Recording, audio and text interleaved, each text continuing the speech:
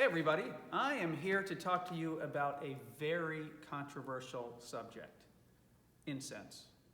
For some people, they can never have too much incense in a church service, and for others, any incense at all is too much. I happen to love incense, and I would, if it was up to me alone, I'd use it every Sunday. But I know my audience, and so we only use it on major feast days of the church. But why use incense at all? What's the point of it? In the ancient world, you may know that the reasons were both practical and spiritual. So in the temple, they had animal sacrifice. We read about this in Scripture. And it's a good thing that those Bible passages are not scratch and sniff.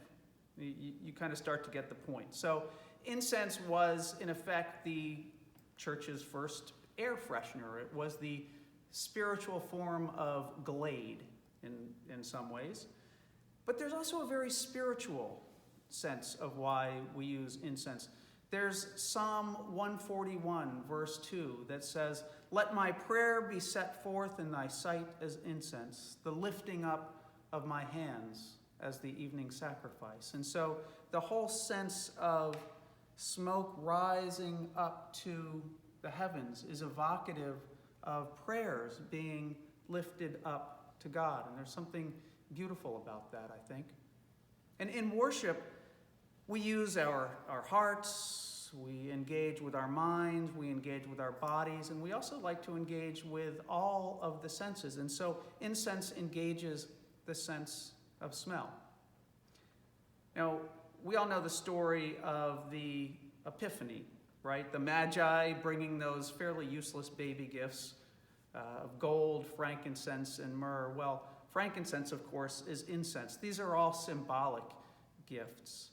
And the gift of frankincense that is brought to the manger to baby Jesus reminds us that Jesus is a Messiah of prayer, one who will intercede for the entire world.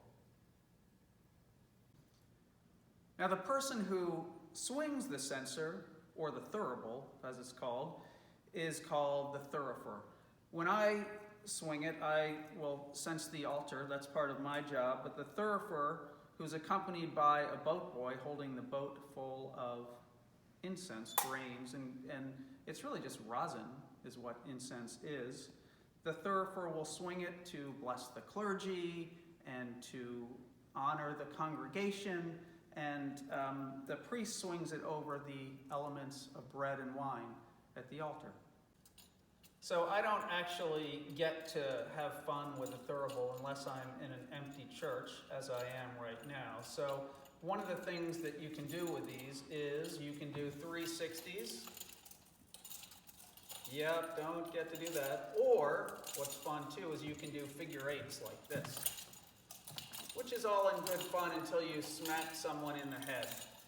We have very narrow aisles here at St. John's, so nobody does that here, but right now I'm just showing off. But it is a lot of fun. So that's just a little bit about incense and why we use it, and I offer you peace, and I offer you blessings.